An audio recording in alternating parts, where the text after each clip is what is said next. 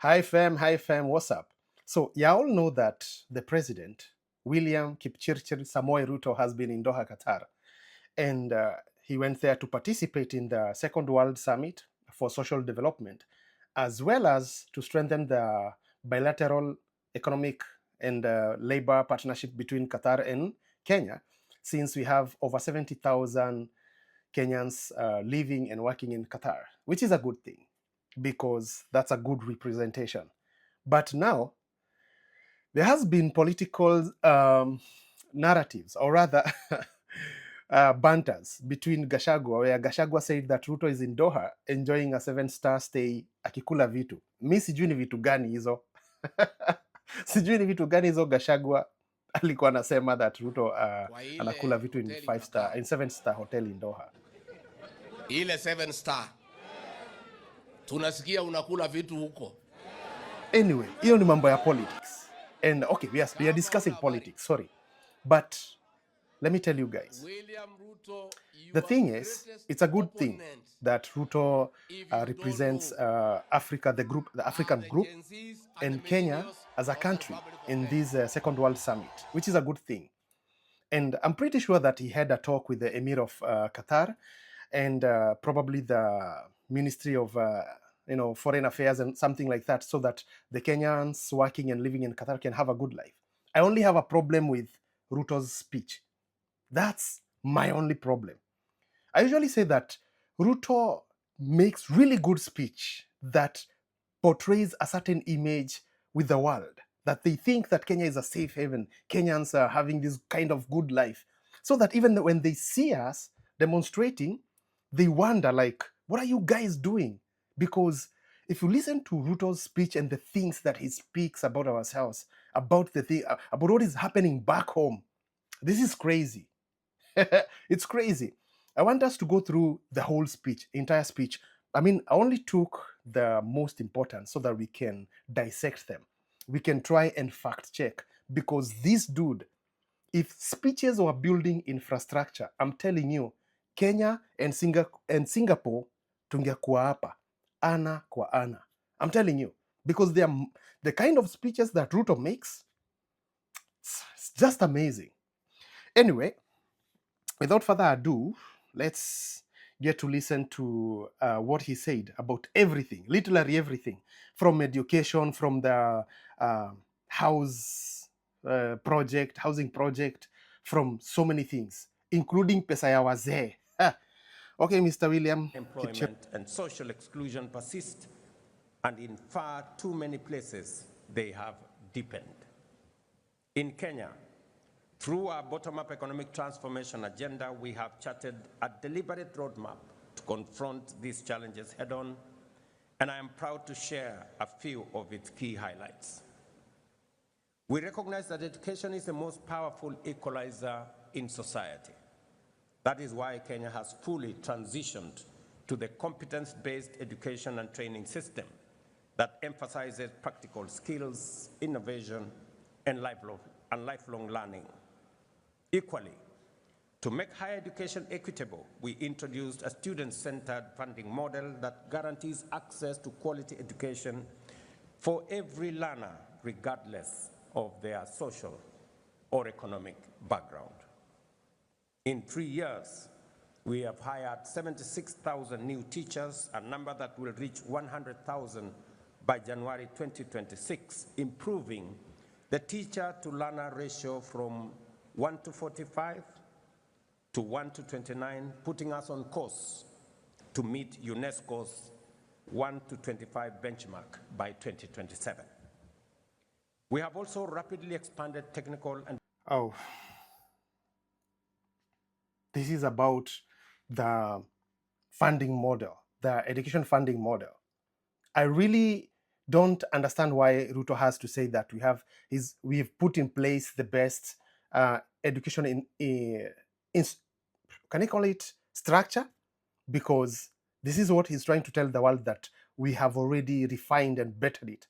But the last time I checked, the whole entire funding model was wrong. Everything was just scattered right there. I mean, there's nothing that was in right places.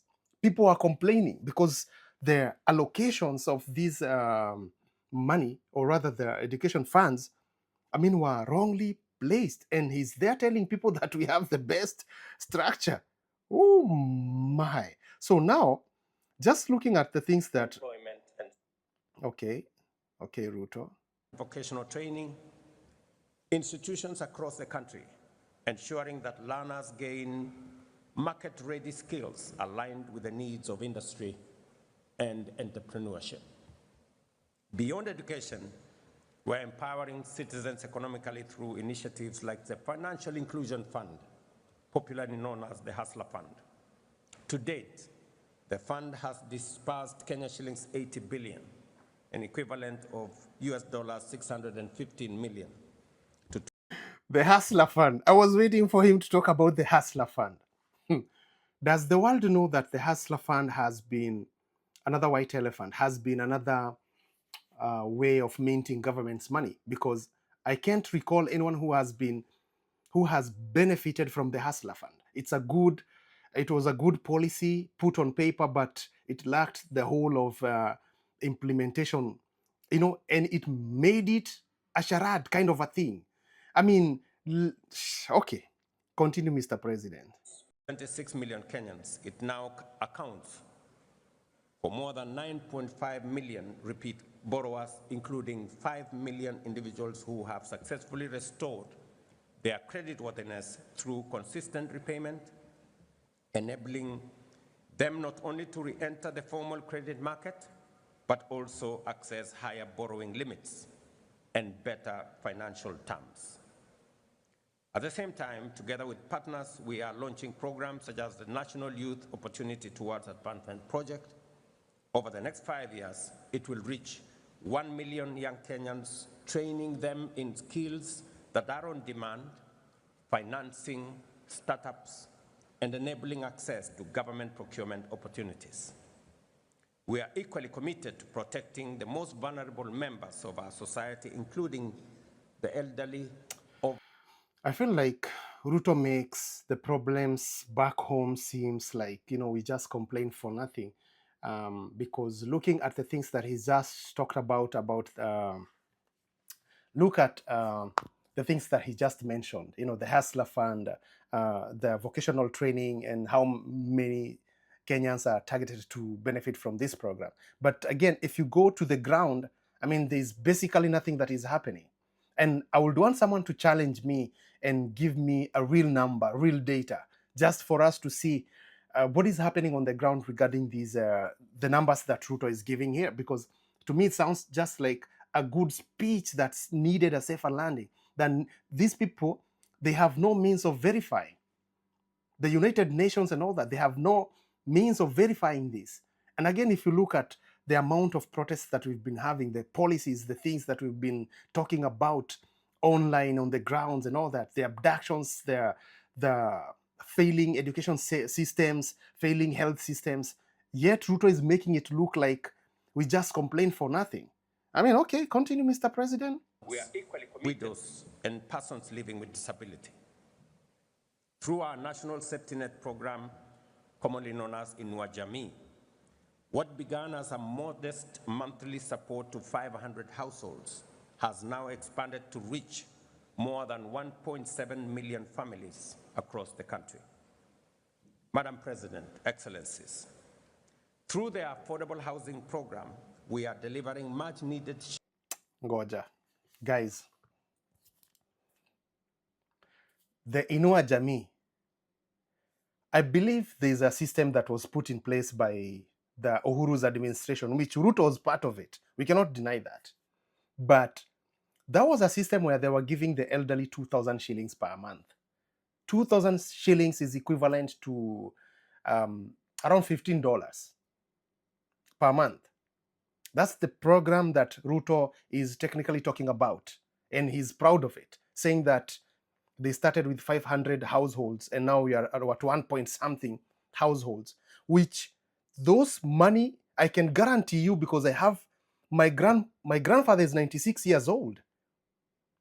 He was a freedom fighter. He never benefited from none of these projects, none of these programs, because they lack better structure, they lacked, better framework, and there was so much corruption that went in between there that people were stealing that money that was meant to help the elderly.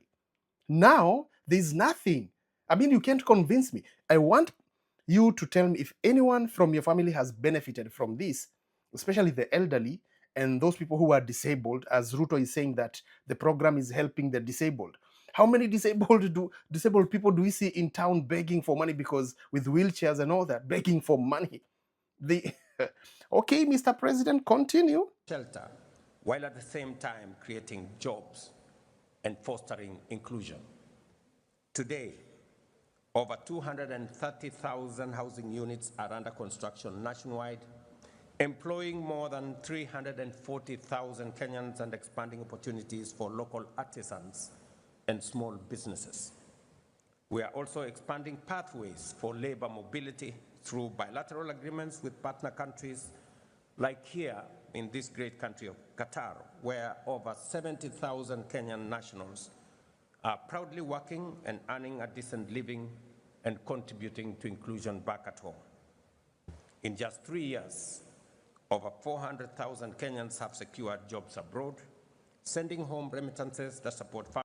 So now, I knew there's no way Ruto can go anywhere on any international platform and not speak about housing project. This housing project is going to put people into modern slums. I know it sounds good that people, putting people into these blocks and denying people the rights of owning their, free land where you can do farming or even just have a small kitchen garden, just have a land that you can be proud of, that you can leave over to your kids. That era is going, and because we want to conform to the new world order, and that is putting people into blocks and making sure that people have access to anything they can own as easy as possible, so that we can make the world order plans we can make them happen. Because Kenya was named as the first leading country in Africa to embrace the world order, the new world order. And Ruto is there supporting these people. We saw it. But now, how can they make sure that people lack the things that, can put them in a way that they are properly controlled? And this putting people into blocks, putting people into these housing projects. Because if you look at the housing project, the way Ruto call it, that affordable housing project, it's not even affordable. It's not even affordable anywhere. If we went into the logical part of it, like, financially look at how it's not affordable. And it's so scandalous that it's built on public land, it's built with with taxpayers' money, and again, it's being sold to you. What is so affordable about that? What is so affordable about that? Mr. President, continue. And strengthen our economy. In the digital economy, nearly 2 million Kenyans have been trained in digital literacy, and over 300,000 young people have accessed digital jobs in e-commerce, business process outsourcing, and innovation hubs. Through reforms in health, ladies and gentlemen, the number of Kenyans with medical insurance has grown from 8 million in 2023 to 27.2 million today, ensuring that no one is denied health due to inability to pay. In summary, Excellencies, Kenya's experience affirms that people-centered policies deliver transformation. Ruto talks about health system, how it's well streamlined, how so many Kenyans can afford the health without them not being able to pay. Guys, did we not just see Mike Sonko trying to rescue and pay bills for about 100 women who are locked up in Mama Lucy Hospital because they lacked money to pay for their maternal bills? And this is due to Ruto scrapping the Linda Mama, the one that was established by Uhuru's administration. It was actually established by Mama Uhuru's wife, the first lady. Linda Mama was a really good project.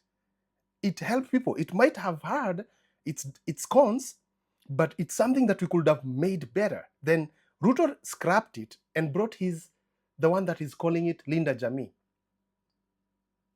Something that I had it for the first time, the Linda Jamii kind of thing. I had it for the first time. Hey, I'm banning. Okay, Mr. President. So now we all know that SHA is scandalous. We all know that SHA is a scam. We all know the scandals that are within SHA, but President is here on an international platform lying to the whole world that our health system is working, that Kenyans are affording health. Continue, Mr. President. Informative results. Yet, in an interconnected world, national action alone cannot overcome global inequalities. It is therefore incumbent upon us today to stand together with renewed resolve to confront and dismantle the entrenched structures that enable global exclusion and perpetuate inequality. Regrettably, Madam President, I note that this Doha summit convenes at a time when global solidarity is advancing. So Ruto is talking about inequality, is talking about enabling people to live freely, eradication of poverty, which is a good thing. But these are things that are already happening back home. Don't forget that back home, people cannot even criticize the administration because they're being abducted. You're taken to police cells, people are dying in police cells. I mean, we cannot be making these nice speeches on international platforms, but the things that are happening home, it's literally the opposite of whatever we are talking about. Talking about giving people the freedom to move around and have a good life and all that. But again, the people who criticize how you do things, they are discriminated. They are eliminated. This is silencing the dissent because it tells you that something is wrong with your administration since you cannot withstand tough scrutiny from the people who elected you, the people who donated their power. So now, Ruto is in this international platform making us look like, back home things are all good, everything is all nice, while we know that there are so many problems, underlying problems that are back home. But again, this is Ruto. He will always lie in every opportunity that he gets. Continue, Mr. President. Social development has weakened considerably. 30 years ago, in Copenhagen, the world spoke with one accord and acted with common purpose. Today, however, that sense of shared conviction has significantly dimmed. Faced with new and complex crises, from climate shocks and conflict to unequal trade and debt distress, nations are too often divided by competing interests, inward-looking nationalism, and short-term calculations. We witnessed it in the inequitable distribution of COVID-19 vaccines, in the unmet pledges in the climate finance. Very nice. These are speeches that on an international platform will make Kenya look like we are making progress. Will make Kenya look like, the people who are complaining, they just want to make the government look bad. But in the reality is, there are so many underlying problems back home. Ruto is talking about climate, while he just lifted a ban for cutting trees. And I hear this is because he's going to benefit from this. I heard he has like a furniture company in Eldoret. So now he's allowing cutting of trees, a ban that was a process that was banned 6 years ago. So he lifted the ban, citing that we need to fill in the local production of furnitures and all that. And then he went ahead and banned importation of furnitures like beds and chairs like that so that we can make them locally. It's a good thing. But if this is going to be done by a few cartels and is not going to benefit the larger interest of the common mwananchi, then that tells a different story. It tells that Ruto is only doing it for optics and politics, because that's what he does. So the whole entire speech, personally, listening, I do not want to criticize or look like I'm a hater. I'm not a hater, but we must look at these things word for word. The things that Ruto is speaking about, where are the lies? Where are the facts? Because when he talked about that we have a better healthcare system now, better education, all these are lies. It might look better on paper, but in terms of implementation, there's nothing good about it. There's nothing good about it. Nothing. It's not helping. And if it's helping people, it's a few who are benefiting from the least, the minimum that has been put. But for people who are needy, especially the people who are suffering from chronic diseases like cancer, kidney, like that, those people are the people who can tell you the story. Those are the people who can tell you how things are on the ground. So it's a good thing that Ruto is up there making this kind of speech, and it's nice, and it's, it makes people feel good. It makes people look at Kenya in a different lens. But the reality of the matter is things are bad back home. Things are really, really bad.